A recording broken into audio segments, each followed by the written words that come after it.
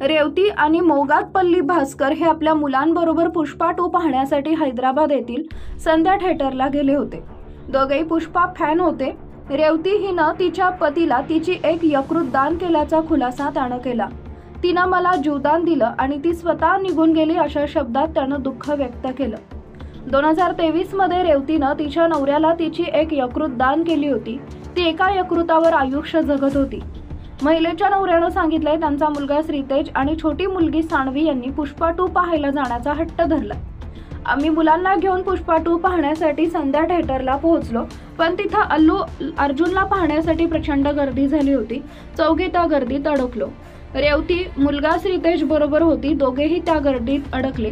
मी पहिल्यांदा मुलगी सानवीला गर्दीतून दूर केलं कारण ती चेंगराचेंगरीत रडू लागली। महिलेच्या नवऱ्यानं सांगितलं, गर्दी पाहून मी सानवीला बाजूच्या गल्लीत असलेल्या माझ्या सासरच्या घरी सोडण्याचा निर्णय घेतला। मी तिला घेऊन गेलो आणि परत आलो तेव्हा रेवती आणि श्रीतेज तिथं नव्हते। जिथं मी त्यांना सोडून गेलो होतो त्याआधी रेवती मला म्हणाली की तुम्ही थिएटरच्या आत आहोत, ते आमचं शेवटचं बोलणं होतं।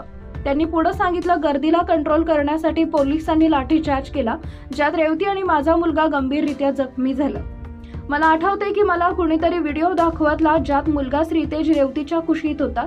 त्यानंतर त्यांना गाडीतून नेण्यात आलं, जी चिकडपल्ली पोलीस स्टेशनला थांबली होती। तिथून त्यांना KIMS रुग्णालयात नेलं। गुरुवारी सकाळी 2:30 वाजेपर्यंत मला रेवतीची काहीच अपडेट मिळाली नाही। नंतर एका पोलीस अधिकाऱ्यानं मला सांगितलं आणि माझ्या पायाखालची जमीन सरकली।